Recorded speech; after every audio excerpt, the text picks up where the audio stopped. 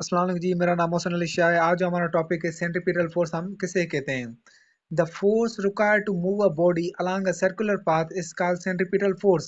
Centripetal force हम उसे कहते हैं, ऐसा फोर्स जो बॉडी को सर्कुलर पाथ में मूव कराए, उसे हम सेंट्रीपिटल फोर्स कहते हैं। इसका इसको रिप्रेजेंट करते हैं, एफसी से रिप्रेजेंट करते हैं। उसका जो फार्मूला होगा mv² अपॉन r होगा। इसकी एग्जांपल लेते हैं। आपने देखा होगा कि जब स्टोन हम किसी रस्सी से बांधेंगे और सर्कुलर पाथ में मूव कराएंगे, तो ये भी एक सेंट्रीपिटल फोर्स की वजह से सर्कुलर पाथ में मूव कराएगा। आपने देखी कार्स देखी होंगी, मोटरसाइकिल देखी होंगी, जो मौत के कुएं में मूव करती हैं और सर्कुलर पाथ में मूव करते हैं। ये भी एक सेंट्रीपिटल फोर्स की वजह से घूम रही है। आपने देखा होगा कि सारे जो प्लैनेट्स हैं सन के अराउंड सर्कुलर पाथ में मूव कर रहे हैं ग्रेविटी की वजह से। ये भी एक सेंट्रीपिटल फोर्स की एग्जांपल है। जो हमारी आर्टिफिशियल और नेचुरल सैटेलाइट्स हैं, वो भी सर्कुलर पाथ में मूव कर रही हैं प्लैनेट्स के अराउंड। आज जो हमारा टॉपिक है सेंट्रीफ्यूगल फोर्स, हमें किसे कहते हैं। When objects move in a circle it's feel like being a push away from the centre, this is called centrifugal force.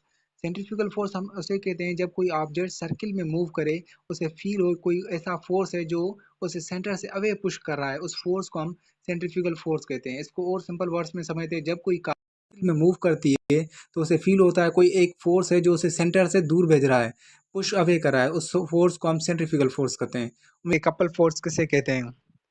Couple force is the pair of equal and opposite force acting on a body on different lines which operation without moving the object. Couple force में basically क्या होते हैं, दो equal और opposite forces होते हैं जो body पर एक्ट करते हैं पर डिफरेंट लाइंस पर, जिसकी वजह से बॉडी रोटेट करती है, मूव नहीं करती, तो उसे ही कपल फोर्स कहते हैं। इसको और सिंपल वर्ड्स में समझते हैं।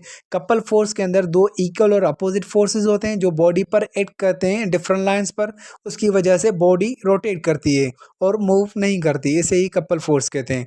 यहाँ पर आप देख सकते हैं कि ये एक नट है, जो जब इस पर फोर्स अप्लाई करेंगे तो ये अपनी जगह पर रोटेट करेगा। आज हम डिस्कस करेंगे ऐसा कौन सा इनविजिबल फोर्स है जो अर्थ को, मून को, स्टार को कनेक्ट करता है। सबसे पहले हम न्यूटन्स यूनिवर्सल लॉ की डेफिनेशन से स्टार्ट लेते हैं। Every body in the universe attract every other body with force which is directly proportional to the product of their masses and inversely proportional to the square of the distance between their center। सबसे पहले universe में हर एक body दूसरी body को attract करती है। जो gravitational force है उन बॉडीज़ का डायरेक्टली प्रोपोर्शनल होता है उनके मासेस से, और इन्वर्सली प्रोपोर्शनल होता है स्क्वायर ऑफ द डिस्टेंस से। इसको और सिंपल वर्ड्स में समझते हैं, ये उसका फार्मूला है m1m2/r²। यानी कि यहाँ पर दो मासेस के बीच में बातें हो रही हैं। यानी कि जो न्यूटन्स लॉ ऑफ ग्रेविटेशन हमें बता रहा है कि अगर दो बॉडी का मास ज़्यादा है तो उनके बीच में ग्रेविटेशन फोर्स स्ट्रॉन्ग रहेगा। अगर उनका मास कम है तो उनका ग्रेविटेशन फोर्स वीक रहेगा। अगर उनके बीच में जो डिस्टेंस है अगर ज़्यादा है तो ग्रेविटेशन फोर्स फिर भी वीक होगा। अगर डिस्टेंस कम है तो ग्रेविटेशन फोर्स स्ट्रॉन्ग रहेगा। उसके बाद हम आते हैं अर्थ और मून के ग्रेविटेशन फोर्स के बारे में।